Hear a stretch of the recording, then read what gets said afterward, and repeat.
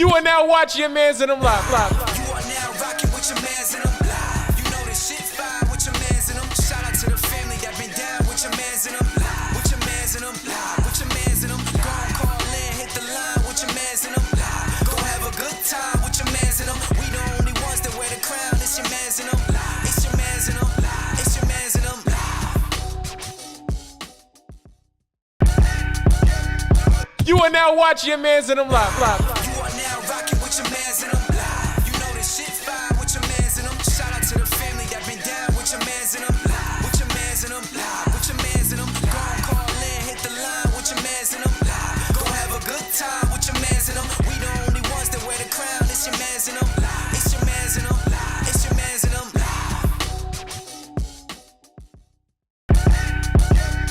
You are now watching Yah Mans and them live. You are now rocking with your mans and them live. You know this shit fire with your mans and them. Shout out to the family that been down with your mans and them live. With your mans and them live. With your mans and them. Go and call in, hit the line with your mans and them live. Go have a good time with your mans and them. We the only ones that wear the crown. It's your mans and them live. It's your mans and them live. It's your mans and them live.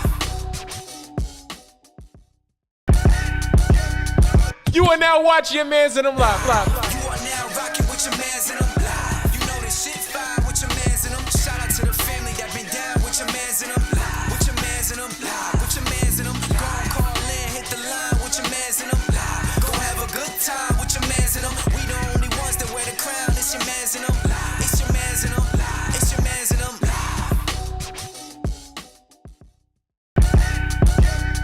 You are now watching Yah Mans and them live. You are now rocking with your mans and them live. You know this shit fire with your mans and them. Shout out to the family that been down with your mans and them live. With your mans and them live. With your mans and them. Go and call in, hit the line with your mans and them live. Go have a good time with your mans and them. We the only ones that wear the crown. It's your mans and them live. It's your mans and them live. It's your mans and them live.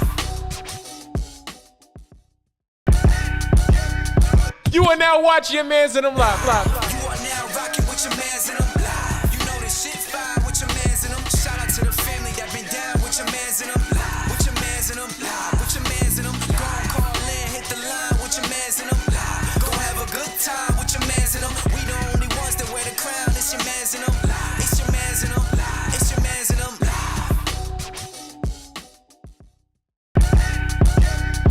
You are now watching Yah Mans and them live. You are now rocking with your mans and them live. You know this shit fire with your mans and them. Shout out to the family that been down with your mans and them live. With your mans and them live. With your mans and them. Go and call in, hit the line with your mans and them live. Go have a good time with your mans and them. We the only ones that wear the crown. It's your mans and them live. It's your mans and them live. It's your mans and them live.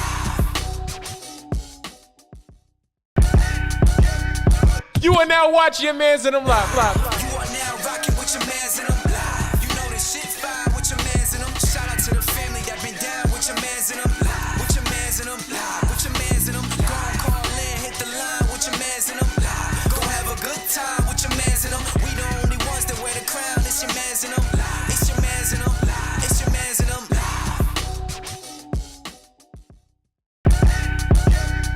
You are now watching Yah Mans and them live. You are now rocking with your mans and them live. You know this shit fire with your mans and them. Shout out to the family that been down with your mans and them live. With your mans and them live. With your mans and them. Go and call in, hit the line with your mans and them live. Go have a good time with your mans and them. We the only ones that wear the crown. It's your mans and them live. It's your mans and them live. It's your mans and them live. You are now watching Yah Mans and them live. You are now rocking with your mans and them live. You know this shit fire with your mans and them. Shout out to the family that been down with your mans and them live. With your mans and them live. With your mans and them. Go and call in, hit the line with your mans and them. You are now watching Yah Mans and them Let us know when we live. We live? Yo, yo, yo, yo, yo, yo, yo, yo, yo. Once again, you are now watching Yah Mans and them live. I'm your man's Gus the Third. I'm your man's Bello. Yes, sir. I'm your man's Austin Felix. And I'm your man Shakespeare in the Random Studio in Brooklyn, New York. This is your Mans and Them Live. Once again, on a Wednesday evening, on time-ish. We have a special guest today. Yes, sir. Let's do it. Round of applause. Oh, sorry. My bad. Take it away, Shake. Let's say world renowned healthcare specialist, Boom, boom. better known as the Dr. Eug. I call him V. Diddy. Patron Dr. Eug, please come to the podcast. Ladies and gentlemen, boys and girls, children of all ages, you shouldn't be watching this show. Welcome, Dr. Eugene Woodsmith. Thank you. Good. Hey, when you Thanks for the Not the invitation. Transformers. when you and your man's in them live, you shit. made it big time. Remember that. All right, there it is. How you feeling, Doc? I feel good, man. I'm happy to be here. This is First the right podcast ever, right? First podcast ever, with the right people. Yes. You right had to do people. it. I You like had to do it that. with us. You had to do it. All Right right. people. First time. Trying to be on our good I side. recognize the good. You know what I'm saying? We got an hour. You feel? All right. I work with Shakes. I'm just letting you know. So now this is the intro. Yes. Work with Shakes. We see some crazy shit. Do some crazy things. Let's talk about it. All right, let's talk about it. Definitely. Let's first get into what's your specialty? All right, so I'm dual board certified in emergency medicine and addiction medicine. Okay. We work out here in East Queens, LIJ. I work at Interfaith out here in Atlantic Ave. So what does that mean? All right. So what it means is like this. So I'm an emergency medicine doctor. So basically, I pick up my phone at, let's say, 8 in the morning till 8 at night, and whatever comes in through the front door. So it's going to be heart attacks, strokes. I deliver babies in parking lots, put your bones back in place. If you're bleeding from a hole, I'm probably going to try to stop it. Put your bones back. You got a heart attack, we got to treat you. You got strokes, we got to treat you. You got some bad news, I got to talk to your family. It's an all-around kind of job. Jack of all trades, pro at none of them. But Keeping your toes. you don't look at your clock much, and I think that's a good job to have. Yeah. When did you have so this passion here? Yeah. When did you realize like, wow, like I want to be in medicine, or you wanted it to be in this medical field? All right, so a little bit of background, right? So I'm an immigrant kid, grew up in Brooklyn, Bensonhurst, South Brooklyn, went to Brooklyn Tech, not that far from Brooklyn. here. Shout out Brooklyn. What up, You finally got a Shout out Brooklyn to Air friend. Home from I'm Brooklyn. just trying to get some street cred before we start up. So basically the way this story kind of goes is that in my family, parents came with nothing, $20, 2 kids, came to America from Ukraine about 3.5 years old, right? And I'll tell you, the only man my parents ever feared and respected was our pediatrician. And that man, when we were without him for like 6 months before he immigrated here too, we were lost. And then this man was God, he was the man they respected. And then you realize what he does, We're the first people to to take care of your pain. We're the first people to provide comfort. And sometimes we even got the privilege to tell you bad news because it is a privilege if you get the chance to do it right. And at the end of the day, when I look back at it, I'll know I did something good. Shoot, It's enough drive for me. that's all you need. That's all I need, It's man. it's a very fulfilling career. Yeah. I like that. But I remember before we started the show, a little bit of background info, behind the scenes, as you would say. Yeah. Now you were saying there's certain things you want to kind of talk about, you focus on during the podcast. But what specifically, one of them that piques my interest is marijuana. Sure. Let's talk about marijuana. All right. It's legal now. The marijuana. That's We true. smell it everywhere. Everywhere. Yeah, so the way this goes is like this. This is how I started in this field.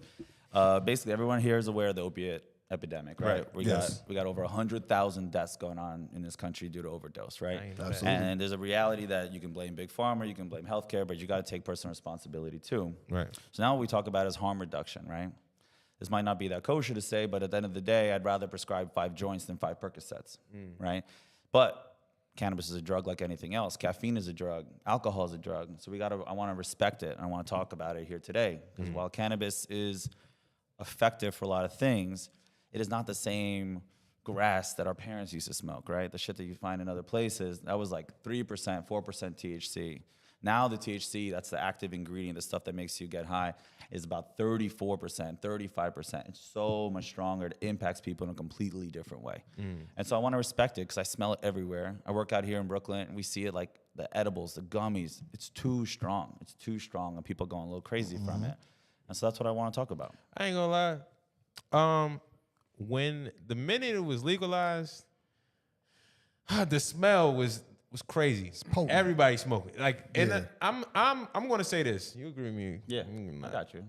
it don't smell the same. We used to smell different when I was, growing up back in the day. We used to smell way different from where it smells now. Am I alone in this or No, not? hell no, man. It smells weird now. Right. It Because smells, isn't it like different strains and shit? Like they mixing Right. it up and No, it's people with Putting white all coats types of doing shit it in in there. labs, dude. That's what I'm saying. Like, Yeah, it's a yeah. problem. So like even that, right? So cannabis, right? Effective for a lot of reasons, right? You can use it for glaucoma, you use it for back pain, there's nerve pain. And when you got that, really when you're taking chemotherapy, it's so good to help you get that appetite so you can eat and be healthy, right? But at the same time, I'll tell you this, and we see this, and this is some crazy stuff, and I really wanted to talk about it. There's something called cyclic vomiting syndrome, right? What it basically is that people are smoking, the daily smokers, the ones that are hitting it every day, because you can buy it everywhere, right? You can get that, you can get it delivered to your house faster than food, right? But Pizza Hut's waiting outside the door, and the weed guy's there first. And so the reality is these guys are coming into ED all across the country, and they're just retching, vomiting and retching. I'm not trying to get too nasty about it, but it's to a point where it's too much. And there's literally only like basically 2 medicines that work. The normal nausea medicine doesn't work anymore. I had to give them antipsychotic medicine to get them to stop vomiting. What? No jokes. No joke. Antipsychotic vomiting to the point where they can vomit so hard they start ripping their throat. what the fuck? No joke. So that's what it is. I want, when we talk about it, I want to talk about responsibility. There is utility for it. I'm not going to say it's legal for a reason. There's medical utility in it. Right? Wait, so you're saying the only medicine is either medical marijuana or that psychedelic? No. What I'm saying is that when people are vomiting so hard because they smoke so much, the only way I can stop them, because listen, they come to me. I don't care what you're doing. I don't care if you're drunk. I don't care if you're overdosing on heroin. I don't care what it is. My job is to help you, stop you from retching so you don't rip your throat, stop you from overdosing so you keep breathing from, heroin or whatever it might be. The only medicine that works for cannabis people, it's not an overdose. I'm not talking about a cannabis overdose. Really hard to overdose on cannabis. You'll pass out before anything bad will happen here. Right. What we're talking about is the only way I can stop these people from vomiting is antipsychotic medicine. And I'm shooting it into their muscle.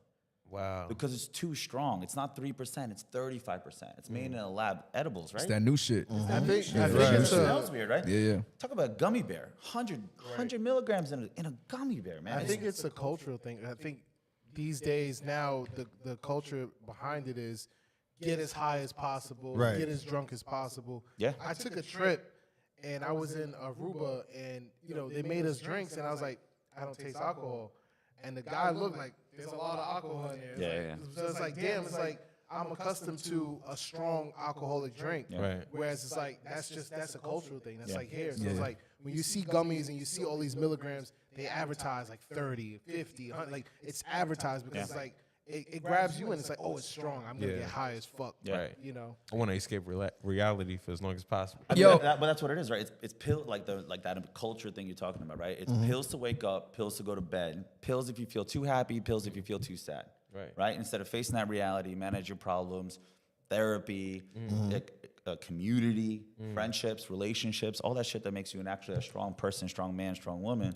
We're like, no, let's take the easy fix. Right. That was actually one of the questions I was gonna ask you about pills and people depending. I have a family member and she's super dependent on just pills, cholesterol pills, anxiety pills, and I'm trying to tell her like, instead of just jumping on the pills, exercise. Like instead of worrying about. To me, exercise helps with everything. Right. Like 100%. cholesterol, all that shit. When you change your diet, when you start exercising, to me it helps. It's like you. when you work out, you say like you're going through something, you go to the gym, you may not even felt like going to the gym. You end up going to the gym and everything just...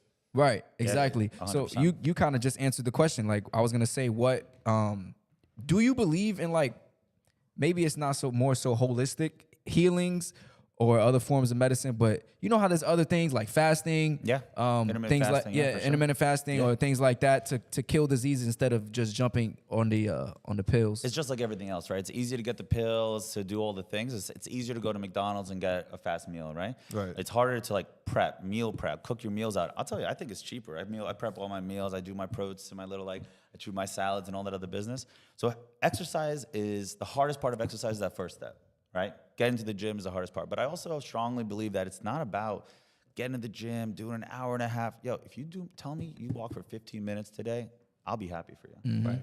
Then tomorrow, maybe 20. You want to do 15? That's fine with me. But you want to do 20 minutes? Great. You want to get rid of some of that, replace one bottle of soda with a bottle of water, I'll be happy for you, man. I don't believe in these grand gestures because that's how you never actually stick to it. I agree. Same thing with cold turkey, same thing with all that stuff. Yep. It's about gradual steps. You know what? I cut out water, boom, 15 pounds. I'm sorry, I cut out soda, boom, yeah. No, just kidding. You're going to die. Yeah, you're gonna die, right? And I say it all the time, man, you need that water to survive, but like it's also exercise, get that blood moving.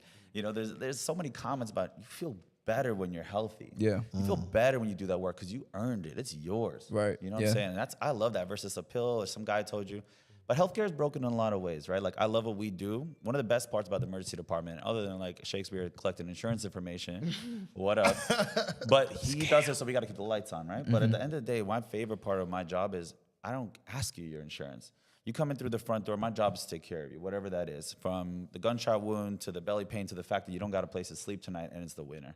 I'm going to give you a turkey sandwich, I'm going to give you some apple juice, and I'm going to give you a bed in the corner. We're not going to throw you out. I don't need to deal with all that stuff, that prior authorization, all that stuff that tortures people. Yeah. That's some of my favorite stuff because it's easy to get lost in it. But that's part of that broken healthcare system. We don't believe in that preventative care. We believe in like treating it. Healthcare is built on you get paid more money to do things to people than to prevent them from needing things done to them. Right. But you as a Only doctor, to are you manage. incentivized to give prescription pills, to give those type of medicines, or do you actually tell them like, listen, go for a walk, go for a run? So listen, I'll tell you, the truth is about some of the parts of it is like, I'm not incentivized. I don't get paid more or less based on what happens through, what walks in through the front door. The only way I'm incentivized, and this is actually funny, is something called Press-Ganey scores. And what that means is every patient gets a review, right? They say, how was your care when they come to the hospital, right? And the question isn't, did you die or did you live? The question was, what was the food they provided? How was the place? And you know what the truth is? Did you die? No? Okay, good stuff, But here it's like, oh, they didn't have Splenda, 0 stars. No joke, dude. We see these reviews, they come at me. That's petty. Try to look up Google reviews of any hospital in New York City, and it's going to be like the doctors, nurses, techs, and they all saved my mom's life. They saved this, but you know what? But like that one guy around the corner, he wasn't nice, 0 stars. Sorry, mad loud.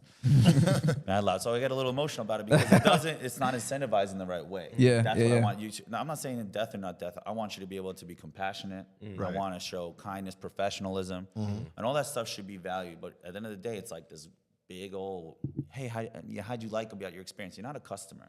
You're a patient. Yeah. And you don't know. I spent a lot of years learning this stuff, right, for a reason. And then they come in and they're demanding stuff. You got commercials on TV. You know how many countries have commercials on TV for meds? How many? 2. Us and New Zealand are the only countries in the world that have pharmaceutical commercials on TV. Yeah, with all the list of how you might die after you might take die. it, right? Sure, yeah. You're vomiting, diarrhea. Right. That part's mad fast though, right? It's like, Yeah, really fast. With a nice voice too. Yeah. If you experience loss of hearing, your heart stopping, like You might leave your family. Yo, shout out to everybody in the chat. We do have a special guest in today's show, Dr.Eug in the building. We got we got A Melody in the chat. What's up? She says Doc is a one-stop shop. That's amazing. I was born in Interfaith, nice. but it was called St. John's when I was born there. Yeah, truth. Interface sees some wild stuff, man. It's a hospital of the community. Yeah, okay. Yeah. Shout out to everybody in the chat. If you have any questions for Dr. Eug, make sure you let them know in the chat. now don't be sending pictures in the chat. Don't. Don't be sending pictures in the chat. How do you feel? This is a question I have. How do you feel about people that like Google their ailment before they come to see you? I mean, I think the truth is what Google fails at is telling you how rare stuff is, right? Because you can a cough could be 1,000 things, but if you Google it, it's like, yo, you got tuberculosis, you got the bubonic plague, man. You got the bubonic, yo, Facts. we got smallpox, and you're like, well, we don't have that stuff anymore. So they come in like, yo, doc, I need you to make sure I don't have the bubonic plague. And you're like, what? You got a cough, man. Right? And then that guy's got a review, and you're like, yo, that dumb doctor didn't even check me for the bubonic plague. You know what I'm saying? That's where it kills you, right? Because they think they know better. I'll tell you, there's actually an interesting study. They found that patients that were happier, they got the happiest, like they're happiest with their care, actually had the worst outcomes. The reality is if you demand stuff from the physician and from the staff, and you say, oh, I want this test and that test, ain't nothing free, right? Tests aren't free. Tests aren't benign. Contrast I got to do. I got to put needles, IVs, all this stuff I got to do to you. And not, oh, yeah, he tested me for everything. False positives.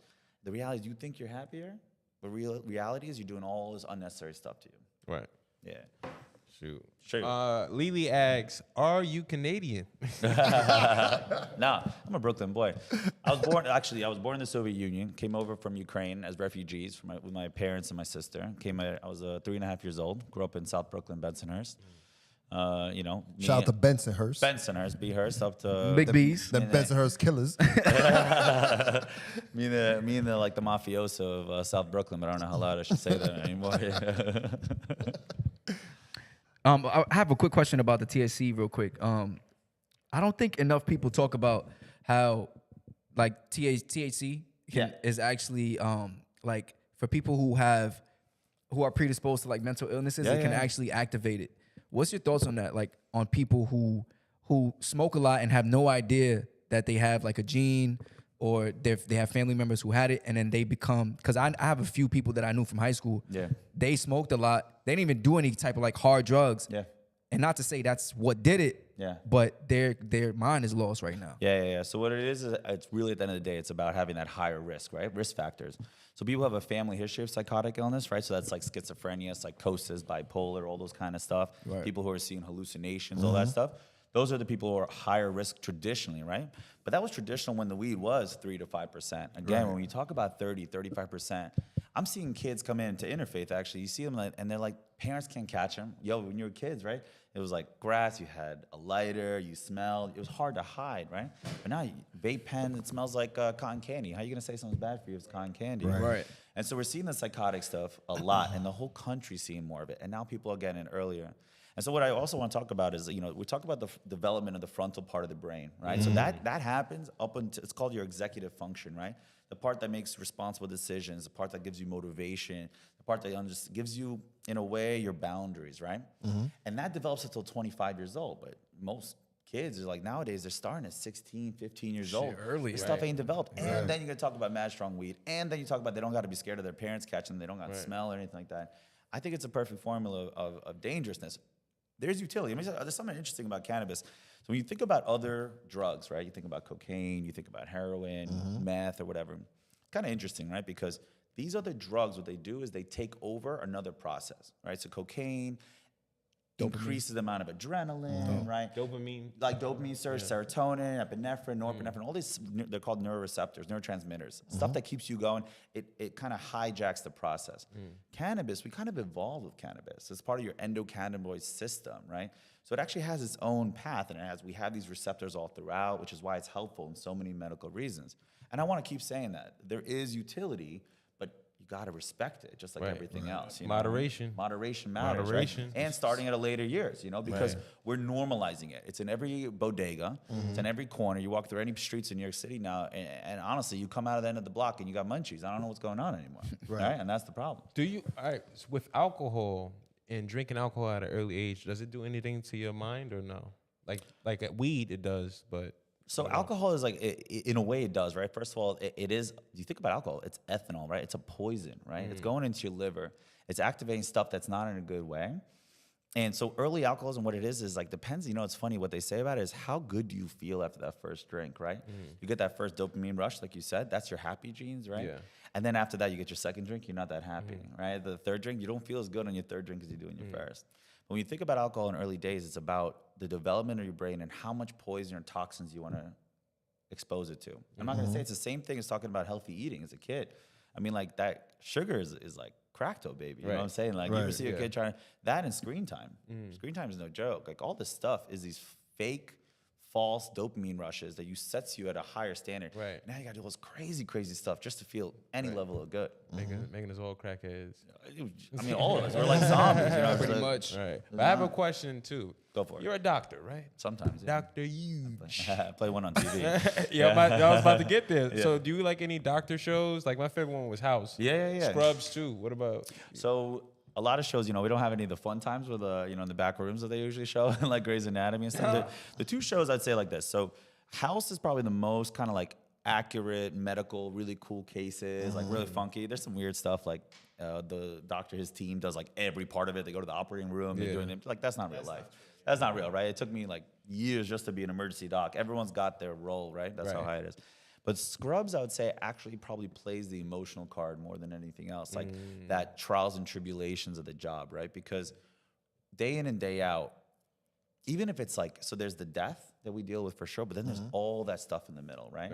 You're coming in, you're in severe pain, you hear screaming, like I've had these open bleeding things, and you're there trying to help. But all that kind of weighs on you in a way. And there's a really great line Dr. Cox said, about one of the doctors. He said, that's Dr.Eug, I think was the other doc. He said, see, he's telling them that the surgery didn't go well. See, he has to go back to the job. Do you think they're going back to their job?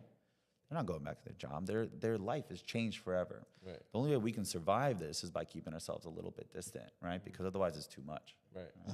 Yeah. So you have to have your boundaries when, you can't get too connected with not every day, man. You have emotional credits that you got to do, but at the end of the day, like that's part of our fatigue. That was part of our tough stuff, like about the pandemic, is that even like that, like I said this on the news a couple times. It was like there's this reality that usually it'll be like, okay, there's this guy having a heart attack. That guy's getting appendicitis, not that bad, and this guy's got like a kidney stone, right? When we had COVID, it was everything was COVID, right? Everyone around you was dying, and that was a different vibe, right? Because everywhere you looked, was something different. But at the same time, then we started learning, and then we saw it get better, right? We saw kind of like a light at the end of the tunnel in a way, and that's where we are now, right? I don't see none of us got masks on. We don't got 6 feet from each other. Crazy times. Crazy times. But at the same time, like, guy comes in the emergency department. If it's you got your shoulder out of place. I'm the guy who puts it back in. I'm the guy who puts you out of your pain, and all that's me and the nurses and the techs and the team. Emergency department I say it like this, like it's the only place in the hospital where, it's the only place, I think, one of the few places in the world where I'm intimately dependent on people from all types and all walks, socioeconomic, education, types of personalities. I need every part to do their job so I can do my job. Right. And that's a rare thing, I think. Okay. Oh, I had another question about the THC thing or marijuana. Yeah. Weed. Yeah, weed. Yeah. So what about the people out there that are like really dependent on it? Like they have to, in order to eat, they gotta smoke. Yeah. In order to sleep, they gotta smoke. Yeah. And like they don't have any like ailments. They just become so dependent on it. Is that like a red flag or? Well, it's a dependence, right? I mean, you depend on anything. It's a problem, right? But so what it is with weed is interesting, right? So let's say, for example, you're an alcoholic and you drink every day.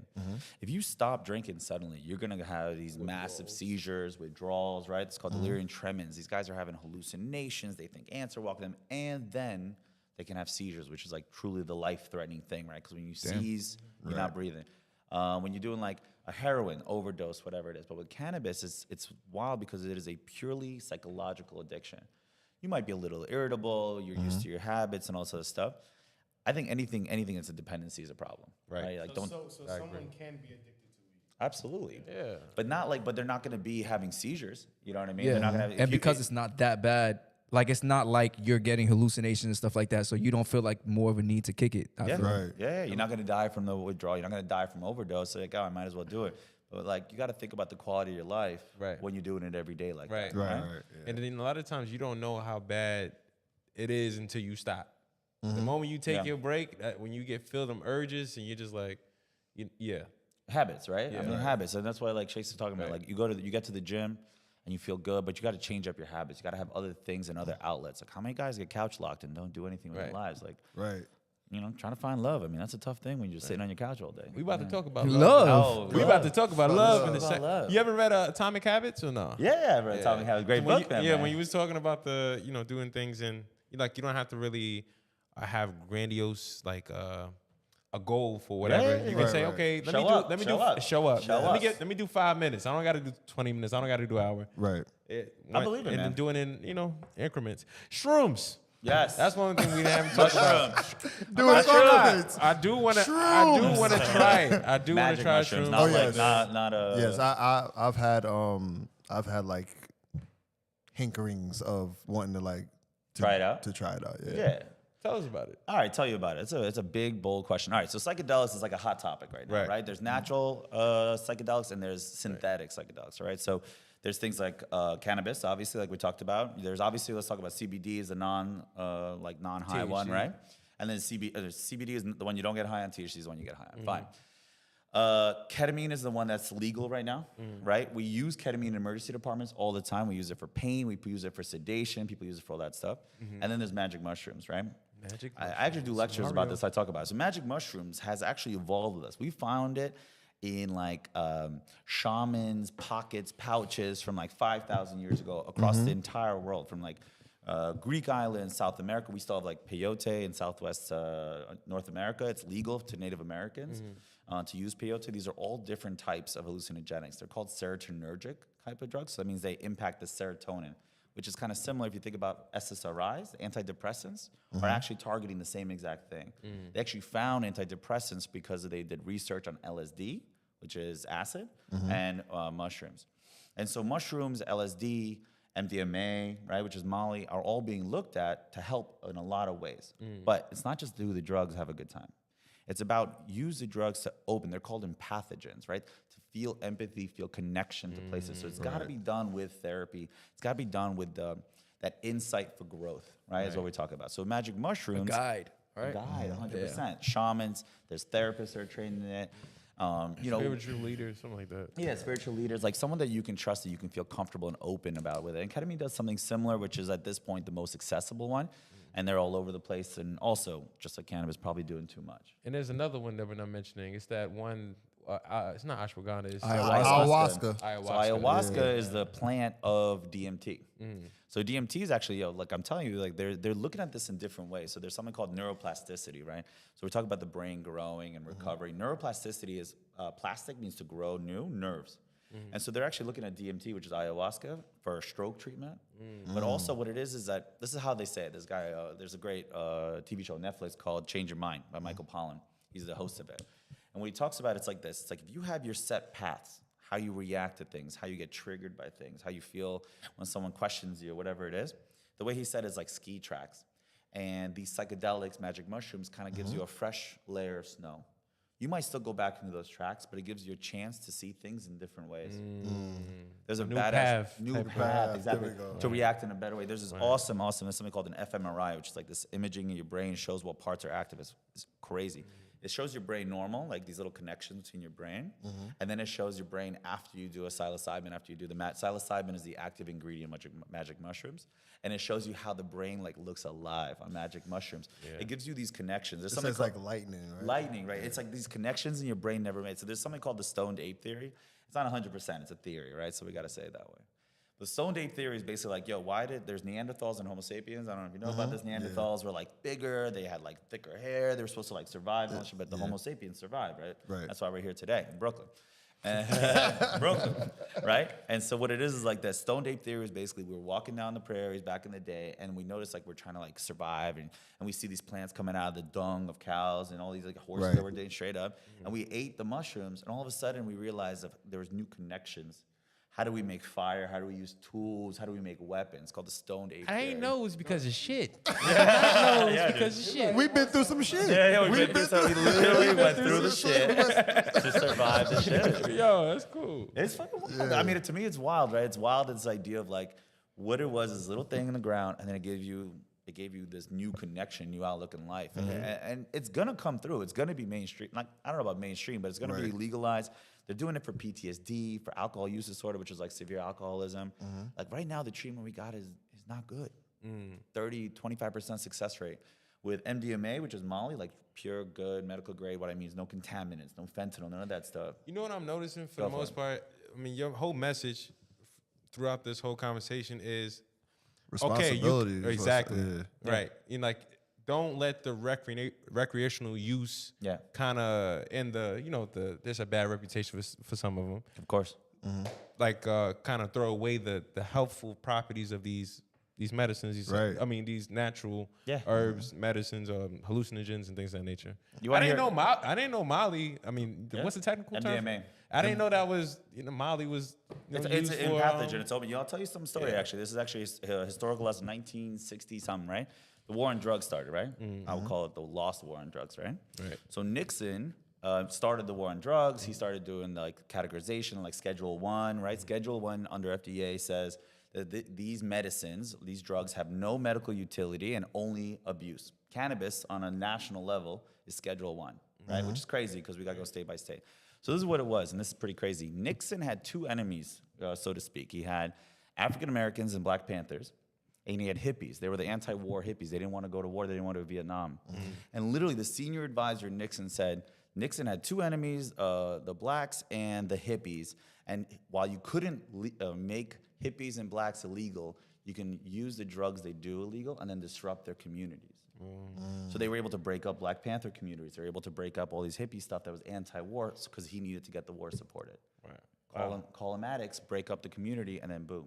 And he's like, did we know that it was BS? Yeah, we did. Wow. That's straight up. That's That's real. fucked up. I talk about that like all the government. time. I mean, listen, we've how many people have gone to jail? How much we've literally spent trillions putting people in jail for non-violent crimes. Right. Right. And that's why, like, I'm not for getting criminalization. 3 strikes, you're out. All that craziness, right? I want to talk about harm reduction. I want supervised injection sites. I want clean needles. I want to give every opportunity to talk to them, help them, make sure they don't overdose, make sure they don't get HIV, hepatitis, and everything else. Oh. Fighting a good fight. Yeah. We got deeper. It's deeper than that. Lily in the chat. She says, "Yeah, I wouldn't condone my kids smoking too soon." I think like on the last note of the weed thing. The war on drugs. Yeah. How do you feel about your kids smoking? Like if your kid is in like junior high school, and he comes home or she comes home and she's smelling like weed, how would you feel about that? What kind of talk would you have with them? You can't yell at them, right? You can't chastise them. You can't? I mean, like, listen, I know this. I know I did sports in high school and college, and what it was my parents had a leash on me because of it, right? Because I loved something. Yeah. So they could take something away from me. Okay. It's because I love something, right? I love the sports. My parents could take away that sport when I didn't do good enough in school. If they caught me smelling weed, boom, I'm not doing my sport. Whoa. All right, I don't need this anymore. Okay. You got to give an outlet. So to that a worked kid. on you. It worked like I'm a doctor now. Facts. I love what I do, right? I get that opportunity to do Because some something kids badass. need it. Like Shake needed his ass beat. Yeah. You know? Like he needed a beating.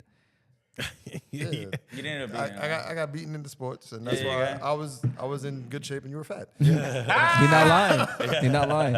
Your mom should have beat you. Yeah, listen. I got beat and I was fat. We're going to get into... Should have chased you around, you know what I'm saying? Get that jog in. Right, exactly. We're going to get into the next segment.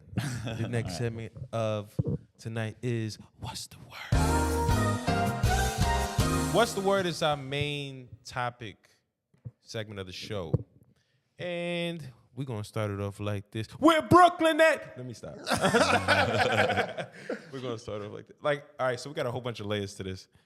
Well, first, congratulations to you. Oh, yeah, what up? Newly wedded.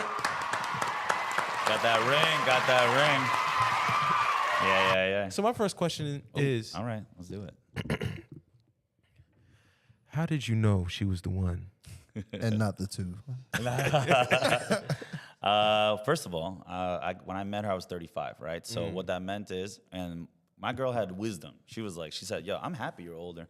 I'm happy you went out, you dated, you met people, and you know what's in front of you. You know the quality in front of you. And so I say this all the time about my girl. Her name's Alina. Love her very much. Shout out to Alina. Shout out What up? Alina. Shout out to Alina. She gives me peace. And there's never a competition between us. She's my true teammate. She understands where I come from. She lets me bitch. She lets me moan. And she doesn't hold on to shit, right?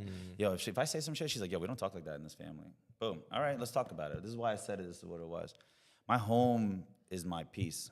She brings that peace. She makes that peace. That's her, to me, providing a place of peace is a privilege that she gets to do, and then we get to make that home together. She feels safe around me.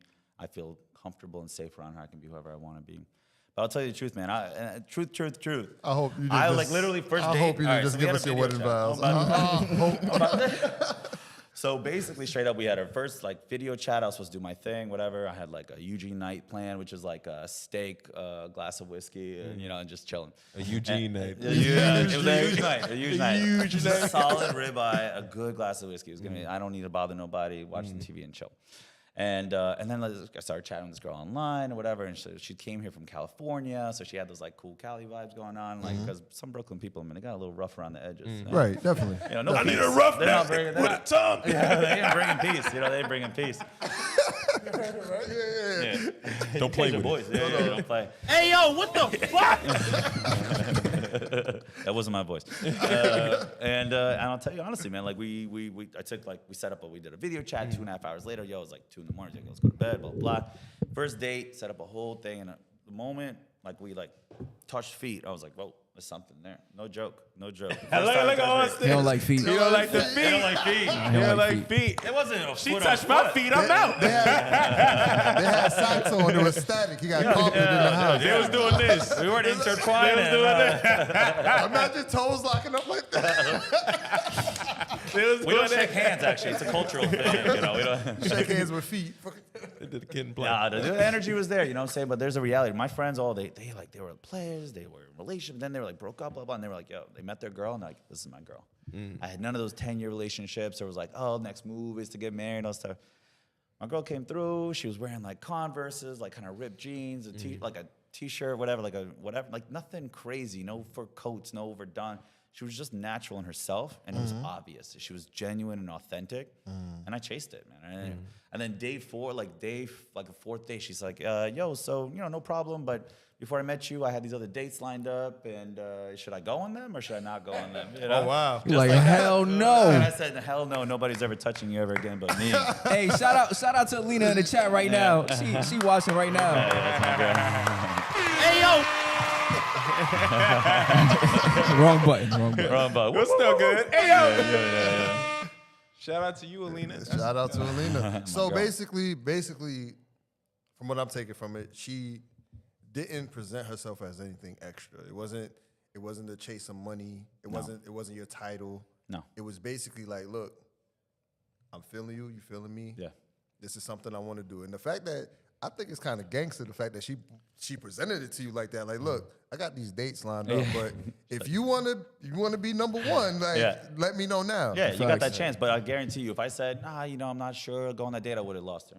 Right. I guarantee you, I know a girl who's got self-worth, who knows her value, who's like, yo, I got my shit together. Do you have your shit together? Oh, you don't? Right. Yo, next time. I mean, the first thing you said was wisdom. She had wisdom. You Right, beat the wisdom right. from jump. Yeah, so, she had a wisdom, man. She told me that right away. She's a funny character. She's a funny human being. And, you know, we laugh a lot. We have good times. We have good dinners. She's not fancy. Like, we go to nice dinners, but she's like the one pulling me back from spending money. Right. Like, You know, I was going to ask you that earlier. Yeah. I was going to ask you. I was like, yo. He done 'cause you found the said- one. I was going to Yeah. ask you, like, who's better with money? Like, I know, it's her because I'm like, yo, let's go out here, let's do this. I'm like, yo, look at the left side of the menu, wait and looking at the right side of the menu. And she's like, yo, but I'll just handle the salad, like we good, you know? But there's just this reality that what she was is she comes from poverty the way I come from poverty, right? So she reminded me that my parents slept on the couch when we immigrated to this country, right? And sometimes you get lost in a bit. Now my parents are, in my opinion, they're living that American dream. They got a house in Staten Island. I don't care where it is, they got a house. They own that house. They own a piece of property. You know, they got that dog in the house. They got a car, right? To me, that's the American dream. And I know this country's not perfect, but it gave me and my family everything, all right? And it gave her that opportunity too, and she came here for that. And she's like, yo, I came out of a bad relationship. She was funny, man. I came out of a bad relationship, and it was like 2 weeks, and I was like, I'm gonna say this publicly, but I was like, I wanted fun fuck June. That's it. I just wanted to chill. Fun fuck June. And then fun fuck June. That's what I was looking for. And, and then she met me, and she's like, yo, what's wrong with you? And I was like, I got a bad relationship. She's like, I just want to be your best friend. And I was like, what? Like, what's wrong with you? She's like, nothing's wrong with me. What's wrong with you? I just want to be your best friend. what's wrong with And you? you're like, well, all right, I guess. All right, let's be best friends. I want to You know what I'm ask saying? Alina That's a it. question. For life or Alina, be honest. Be honest. Did you know already when you met? I mean, the first conversations, did you already know he was yours? When you because it saw- seemed like it. I'm not gonna lie. It seemed like she was giving you the. Is either left or right? Yeah. red pill or blue pill. My favorite color is guided blue. you. Pick this one. No, I'm not gonna lie. But like based off of everything you're sharing, Yeah. it's beautiful. Like I feel like you should be a salesman for love. Yes. Now, I love it, man. because the main thing, You could have it too. right? Because You could have it too. Because Thank you. what I've been thinking about is like right now, currently, like I'm not interested in any relationship. I'm not interested in settling down. I just want to focus on me. Sure. But I'm also interested in the future for having a relationship, and I'm not getting any older. So I'm like, You're when not I'm like getting any getting older, younger. younger. any younger, sorry, You're getting older by the You're minute, old. man. You're right. You're right. Look like a sea Dementia turtle. moment right there. Like a sea turtle. I'm not getting any younger. So I'm like, okay, say if I'm mid-30s, I'm in my mid-30s, and then, wow, like I'm getting older, but I still don't want to be in a relationship. Yeah. Should I just wait until I naturally want to be in one, or should I start seriously dating? I'll tell you, man, I said fun fuck June because I wasn't interested. You know what I'm saying? Right. But there's that opportunity to say, you got to keep yourself open, right? I mean, there's this reality, like, be yourself. Always be yourself. Because anytime, by the way, if you try to play, like, either you're a big baller, big player, or you're like, quiet guy, and you're not that dude, and then you find somebody who likes that dude, you're going to resent that person for a long time. Right. And I say this all the time, like, and I say this to my friends, I say to my boys, like, life is too long to be with a shitty person. Life is too short to be with a shitty person. Right. You know what I'm saying? And that resonates with me about everything. Life is too long to make bad decisions. Life is too short to make bad decisions. Right. Right. And so when you're talking about yourself and you're not ready for it, you don't know what you're ready for, but you got to keep your doors open. Man. Right. Everything is an opportunity, man. Who knows? There's a guy, like a lot of economists, they say like the most important financial decision you'll ever make is the partner that you have next to you. Right. I heard that. And like, what is finance, right? Finance is like your comfort, your peace in life, your ability to pay for the things you want. Right. So picking that person next to you is going to give you your chance to be your best person. Right. Like my girl, like if we talk, we do like interviews and whatever the hell. Like she like grills me, she pimps me on. We call it pimping in medicine, actually. No joke. No joke. It's called pimping somebody when you ask a lot of questions. And so like what she does is she's like I don't feel like she's grilling me. I feel like she wants me to be my best. She wants to be the man next to her. She wants to be the best, and she just wants me because she's my best friend. She wants me to be my best, unrelated to her. That's definitely important. And in the same way, vice versa. You know, she treats me like a king, and I have to treat her like a queen, nothing else. I got a question. We had a conversation in the past. Anybody else got questions about this? About what Shake's I been said? to me throughout. I've probably been bragging to him about her since like minute 2. Yo, you know? listen, I done heard about this woman for a long time now. Yeah. But I'm talking more so about can anybody relate to what I was thinking about? Like when it comes to being single, and being okay with being single. And actually, there's like a little fear possibly with being too comfortable and too okay with being single. Yeah, because a real thing. Because your mind starts to like get into a place to where it's like, well, maybe this is. You might question like, oh, maybe this is life for me. Maybe I'm meant to be single. Maybe I'm supposed to keep playing the field. But how long you gonna keep playing? How many times do you want to tell your intro story, man? Right. Wait. Well, hold on. Yeah, like, I'm telling like an intro story. Every girl you can tell them, Right, I'm from right. here, I'm from bringing blah blah. You're like, yeah. Well, some people wanna are build on it, in man. love. They like that beginning stages. They just keep on repeating the same old thing over and over with the, they Right. like that new, fresh dating phase Yeah. and then falling off. I think a big part of you deciding that this is the one is because did you have some type of vision for your life? Did you feel like the goal was to eventually get married, have a family?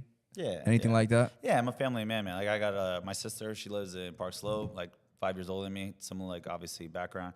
And she's like, she got 3 kids, and they're my life. And I saw them grow up and be like real humans. And I'm like big Hulk to them, so I get to throw them around. And like, it's some good shit. Yo, it's tough, right? I mean, she had 3 kids under 5. It's no joke. Like that woman is on hustle, and she's a boss woman too. But like, I saw this vision. I was like, yo, like you can make these little people, and you can help them grow, right? And it's the same thing with girls too. Like when you meet new people, it's like you guys have been boys since high school, right? Your conversations are different than when you meet a new person because you guys got depth with each other. Right. You gotta tell an intro story. You know that he was a fat little kid back in the day, Yeah, you have. You got that intro story. You can start your conversation from here. You're not starting the conversation from here. So for me, when I saw family and I saw this opportunity with a good partner who's like not gonna be making me go bankrupt. She doesn't need like we call in Russians like fur shubas. You don't need the fur coat, you know? Right. She fights me on the fur coat. I'm like, yo, let me buy you some nice romantic shit. She's like, yo, but will I use it? Like, is it practical? I could have gotten headphones. Like that's it. I bought her like it was funny, man. I bought her like 6 months. I bought her like the stars that lined up. If you looked at it where our first date is, that shit is still rolled up in the closet. Wow. You know? But the headphones she uses, the clothing I buy that she works out with, that she keeps her safe. She wants something that's valuable and tangible because she cares about our success, not me no more. It's us. It's a team effort now. It's us, yo. And that's in the last year, like last year and a half, like you see her work out. I'm not gonna sit on the couch. I gotta work out. That's a fact. Right. You see her work Motivation. hard. Right, You see her work hard. Yo, I'm gonna work hard. I can't be a slothing over here. Right. And that's value, man. And that's value to myself, and I hope to do the same for her. Rebecca Collins says definitely finding a person who loves you for you, but if you're not you, who can truly know you? So just keep growing in your singleness, and if you find that one, I'm certain you'll know. And Lily asks, why don't you want to be in one, Gus? Oh, just like what he's talking about team. I don't want to be a team. I'm in a team of me. Yeah, we know That's that life. why. We know that life. We know medicine is a mad selfish pursuit, right? 80, 100-hour weeks. It's a mad selfish pursuit. That's why nobody got in there at that time, right? Nobody wanted to play the long game and all that business. But and now when you ready, man. I'll Right. tell you, man. All my boys when they like, oh fuck, I met the right one. And then I'm like, yo, you sure? And like, yo, 20. And like my boys who like knew what they were doing, all of a sudden like, yo, how should I ask her out? I was like, who is this? You know, like, Who the hell is this? who this? So Put some bass in your voice. Yeah, bro. So my- put some bass in your voice. Facts. Yeah. So my question, well, not really a question, but it's a question. So basically, you could say that for you, finding your significant other wasn't necessarily planned. It just happened. Yeah. Every was time I open to tried to it. force it, that was the bad relationship. Even a couple before that, I was like, okay, well, I'm gonna compromise on this because I want, and I'm ready to do next steps. So I compromised and stuff. I was like, Right. all right, well, she's kind of nasty to the waitresses, but it's okay. She just had a bad, rough day, and you're like, wait a sec, I would never do that. Right. I don't want to be associated with that. But you start compromising because you're like, I'm ready for next phase. How many girls can you go through? At some point, you gotta like Settle get down. to the next level, get some depth. Me and her don't talk about weather no more. You know what I'm saying? We talk about. I hate next talking steps. about the Dude, it's weather. so Oh tough. my God. Oh, weather, COVID, or oh my God, it's your nice emergency outside. medicine doctor. Tell me about. No, dude. Like, let's just talk about what hustle we're doing. What are we doing next? Right. Where are we going next? You know, Right. what plane ticket should we buy? Right. Like, that's what we. I like I that. like that, definitely. I like that. So But- go ahead. Sorry. Because it sound like you've been open to wanting a relationship Yeah, for a well, while Yeah. before you found her. Yeah, I think you Yeah. were saying in I med school, tried. right? No, I mean, listen, I You dated. love, man. do. You a lover boy. I think he just left his. I think he lover, left not a his. fighter. He left his options open. It's not like he was completely closed off to being with somebody, Yeah. but at the moment he just wasn't with nobody. And then when the opportunity presented itself, I never had those 2-year like, oh, this has been shitty. Like when there's like 5-year relationships, they don't even look happy. right? They haven't been happy for a long time. They sit at dinner, they don't even talk to each other. I'll think about when's the last time they actually laughed, But I'll give everybody a shot. I'm like, all right, maybe you had a bad first day, no problem. Maybe like, all right, your family's this, whatever. Okay, let's talk about it. But then after like 6 months max, done, out. 6 months, I tell all my boys, you can give anybody 6-month chance. But you know what? My mother says this all the time. My mother says this very, like, I take it to heart. My mother says, you don't take a sick person to your healthy bed. You don't take a sick person to your healthy bed. Your girl gets sick, you take care of her, no doubt, right? Of course, that's something different. But if you got a healthy bed, you got a healthy home, you don't bring in a sick person into that bed. And, and every time I tried, I was like, oh, it's okay, there's this, we're going to move through it, we're going to move past it. Never changed, man. Every yellow flag was a red flag. Every yellow flag was a red flag. You know what I mean? That was a... That wisdom right there. Dropping bars. Thinking about all the yellow and red flags I've seen. I ain't tell you used to be a battle rapper. Used to be a battle rapper. That's why you bars. Don DeMarco. Bars, I don't know, man. I think about it like, I wouldn't want anybody else, but I'd rather be alone than be with a bad person any day, every day, I respect that. any day. I respect that. Yeah. And Rebecca said, I still can't believe he was a chubby wubby. Chubby wubby. You didn't read that one. Hey, drop that picture. Drop that picture. Section 2, shout out to you. Your section 2. But there's a part 2 about this, and I think I'm gonna let Drew take it away from here. Bello. Bello. I hate when this nigga do that shit. All right, So we were talking about vision, right, in your life, and we were talking about the fact that you did have some type of vision when it came to your wife, right? When it came to when she was your girlfriend. Was Career it too, right? was it always like that with every point in your life, with every aspect? Like when was it realized that I want to be a doctor? This is the life that I want to pursue. And I know medical school is no joke. You have your ups and downs. You have your your peaks and valleys. When did you realize that you had a strong vision for that? Yo, that's a tough question. I think the reality is this. I think every immigrant or kid from poverty knows the feeling that you can't fail. And in my community, you go for the jobs. We don't. It's hard for us to do the other jobs because we don't got moms. We don't have dad's business that we're gonna inherit, right? So we go towards the fields that you naturally kind of absorb to. But like learning medicine, it was tough, but it was cool, yo. Like we cut open human bodies as cadavers, and we We took a bone saw to a skull, took it out, took the brain out, and like studied it. You know what I'm saying? Like we learned some wild, and their feet, obviously, and all their toes. You know? Yeah. I took like rib cutters and opened up the chest. Like we did nasty things, but what it was like you got to learn, you got to study things to the furthest point, and that's badass. Right? Jeez. And then in emergency medicine, I'm like, yo, I've delivered a bunch of babies in the hospital. I delivered babies in the garage, in the parking lot, right? Like I can take care of you from your first day of life to your last day, right? And that's cool. Like that's cool. I chose architecture. Architecture. I do healthcare architecture. Oh, nice, man. That's awesome, dude. Like I did Brooklyn Tech had majors. I took architecture major, right? So I was actually an architecture major. Yeah, my man. And architecture was sick, right? Because you do strength of materials. You did all these things, all this team. Oh, you got to work together, right? You need an electrician, all those guys. You know? I don't know what I missed. You're not an architect. In high school. In high school. You're not an architect.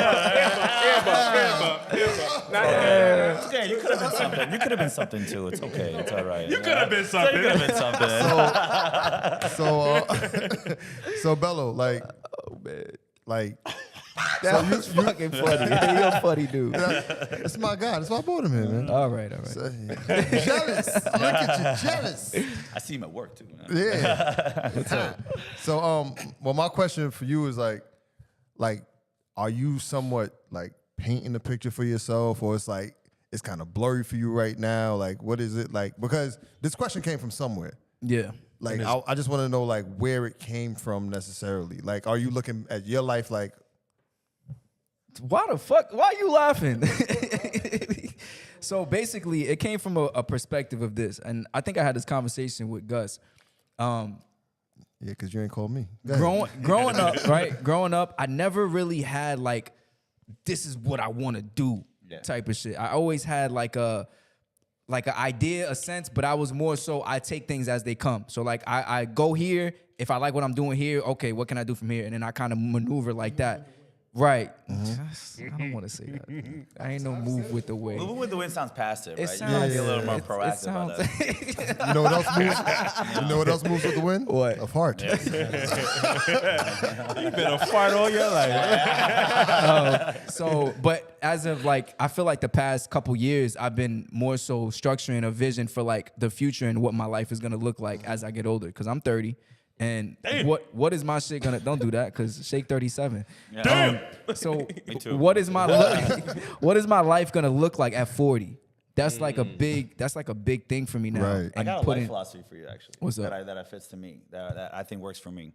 So you guys remember the game Sims back in the day? Yeah, It's still around, I think. Like Sim. I know people who play it still. Yeah, so right, so you do all this crazy shit. But I remember I had it when I'm a little older than half you guys, right? But I was like 10, 11 years old. I'm gonna try to shorten the story.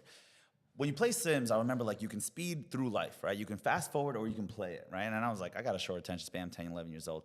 And I fast forward and then you're like, okay, go click, talk to girl, right? And then you're supposed to spin and make a baby. I was like, oh, I guess that's how it works, you know? But every time you talk to the girl and she wouldn't talk to you. And you're like, all right, that's weird, right? Why is she never talking to you? And then you go into the house and then I remember there was a fire in the house and then I couldn't, you got to move the couch to get away from the fire, but you couldn't move the couch. And you realize, oh, what's the point of this game?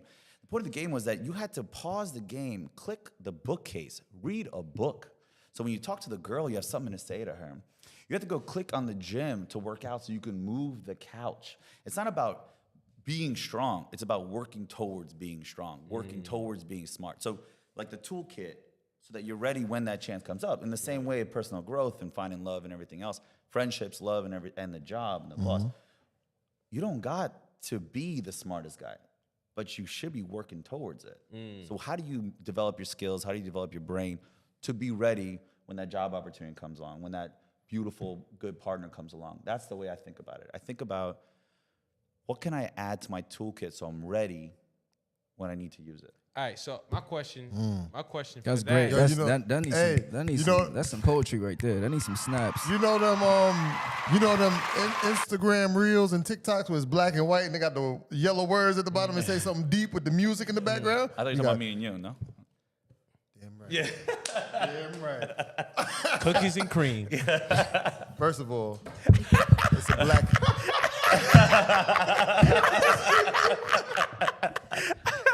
Yo, that is jokes. I was gonna ask you, for people with multiple interests. Yeah. Which gives them, it's hard to make a decision because of multiple interests. Yeah. Well, first we get hooked on phonics. That's gonna be our first step. Moving on that. Wait, I said that wrong? That's all good. It's all good. Let the immigrant correct you. It's all right. Now I'm offended. What did I say wrong? Let me know. My interest. Multiple Interest. Austin, help him out, Interest. brother. What did I say? Interests? Interests. Hey, it's your man's in them lives. I can do what I Don't want. put it on us. Don't put it on us. Don't put it on Now us. we want to be correct. It's just your Now we man. want to be correct. It's you. But yeah, when you have multiple interests, how do you what's your advice to help with that? Like Trial period. okay, I 6 got- months. 6 months, man. I mean, I think there's until they say Jordan said 10,000 hours, right? Jet Li used to say, I'm more scared of the guy who did one punch 10,000 times than the guy who did one punch 10,000 times. You just Right? said Huh? you just said the same thing twice. 10,000. Yeah. The guy Jet Li said, I'm more worried about the guy who did one punch 10,000 times than the guy who did 10,000 punches one time. Right? Be the pro. Like I did a weird ass sport, fencing. Brooklyn Tech had a sport. I fenced privately, like states and all that other shit, and World Cups and whatever. And what it was this: I wanted to be the best. And I didn't I want to be the best at this thing. I wanted to know everything about this thing because otherwise, I used to do other sports, I did gymnastics. Like I did all this other weird shit that like Russian immigrants do. We did like Latin ballroom dancing as kids. It was like a thing that a lot of Russians do. Okay. Yeah, no joke. But then I realized, and my coach said to me, he said, you can either be the best fencer at dancing and the best dancer at fencing, or you can try to be the best fencer at fencing. I dropped dancing, I dropped everything. I was like, 6 days a week, 4 hours a day. I'm gonna try to be the best. So you're like, pick that one thing And go trial crazy. period. If you don't like it, or if you don't see nothing, My switch. parents weren't gonna waste that money on me. Okay. I was that kid trying to pull up the equipment and shit from like the garbage bin, right? Because for months my parents were like they couldn't invest in it until they knew I was gonna do it. And once I did it is when I invested. I got a full ride to college for it. Like that's how you get out of a neighborhood, right? You get a full ride to college that was way out of my league. But okay, so what about people who aren't as confident with making a decision to pick one thing, right? And so it's like, I'm good at this, and this, and I look at them equally the same. Still got to pick one? I don't know, man. Go forward. Do you? If you want to combine your worlds, right? You do your travel. You're a flight attendant now, right? You are learning people skills. You're learning that business when you're doing that job. Am I making that up? Yes. Am I making that up? No, you're not. Not No, making that up, yes. right? Not at all. There's a skill set That in is there. him. Yes. I do have one. Are you proud? Are you proud? You embrace it, bro. You travel around the world. It's cool. But like, you got a skill set there. Maybe you got to use that skill set in other places, man. People need people, right? People need people who can talk to people. Like you guys are doing this podcast for 5 years now. Like that's cool. Every Wednesday, you guys have a conversation that develops that you share with the world. Like that's a skill set, and you can identify that you're good at that and grow it. I'm gonna need you to write that down so you can put Hey it in man, the bio. you my favorite guest. I'm in. My favorite guest, Yeah, man. definitely. Stop it. Rebecca Collins, she says, that's why I had my kid by 7 reading self-help books. Now he's actively having lemonade stands and savings all of his own. Kind of setting children up from young to view their goals and futures. That's a fact. Tammy says hi. She says, hi, Dr. Voitzman. Good to see you on live. Hi, Tammy. Hey, Tammy. She says, she called herself Tammy. All right. Oh. And Rebecca Collins says financial literacy. So by the age they exiting high school, they know exactly what they want. Shout out to Rebecca, starting her kids early. I'll tell you, Shout man, out doing to sport is Rebecca. wild, dude. Doing sport was wild for me. 9 years of my life I spent to that, and it was like, I still to this day, I have like med school kind of beat out fencing for me. To me, like I put fencing in nice boxes on the, it's on a shelf. I did it. And what it did for me, like to this day, like I remember, like I used to have, like you start fencing other people at your level, and you kind of get into their vibe a little bit, and all of a sudden you start losing, right? I can't help it. I can't help it. You get lost, right? You get lost in their vibe, you get in their rhythm, and all of a sudden you realize that it's not your rhythm, right? And you need that external perspective. I had like coaches, like, Eugene, get your own style, get back to your style, go back, like move away from him, make that distance, do your own thing, right? And I fenced like 6 days a week, and it was like not because every day was a good day, but I felt like there was gonna be a day where it clicked. And you have to give yourself an opportunity for things to click. He said, I said something. You gotta You saw it? I said something there. You gotta He didn't show know it was up. going to come. You gotta show up. You gotta show up. Nah, that's that's- all. Hey, yo. Gotta show up, man. That's all I know. Is like I'll sleep when I'm dead. That's all I know. Okay. The warrior. I did want to just real quick. Anybody got questions? I feel like I'm talking a lot. I'm sorry. You are, but Grab you a know drink what I'm later saying? to talk it. I'm bad. You're gonna be at the bar all night. Anybody in the chat, if you got some questions, make sure you let us know. You want to do the live line? If you got a little itch that you got in the back of your butt, If you Google Go see a doctor. if you Google some stuff you're not sure of, call in and speak to the doctor. and Tamara says she says copay. from Interfaith Hospitals. Oh. That's what she knows. That's where she knows you from. Oh yeah, what up? That's funny. As a doctor, do you get a lot of friends and families that ask you kind of like, they're like, hey, I know a doctor, let me just reach out to you? Yeah, of course, man, and I'm happy to help. I mean, like it's the truth is this though, science isn't perfect, right? And it's growing and evolving, and so like with patients, you have to take a certain risk. You accept a certain risk. How much that risk is your own comfort level, 3 to 5% misses, because doing things to people has its own risk, right? So you can't test for everything all the time. Like I can't do a CAT scan and every person comes with a bellyache because CAT scans have radiation, so you got to weigh that out. Right. Sometimes I'm wrong though, right? And in its own family, it's your friends, it's a lot harder to be wrong with them. You carry that guilt with you. You know what I mean? So that's where I get really hesitant about it. I'm like, oh, it looks like a little infection. You'll be all right. Here's, I'll even call in an antibiotic, no problem. But then it gets worse. I'm like, fuck, maybe you should have seen the hospital early. Maybe you should have gone blood test. And that's where it makes me nervous. Like, I'm happy to help in any way I could, especially when it comes to their children and also their business. It's more personal. They know I'm coming from the best place I can come at from. But like, there's a little bit of that extra, like, oh man, like, yeah, extra stress. You know what I mean? There's that disclaimer, though. I think with the disclaimer is, hey, I'm giving you this information, but also see a doctor. Yeah, but I'll see a doctor. Like I'm telling you this, but see a see a doctor as doctor. well. Yeah, I'm just a lowly emergency medicine. I have a question.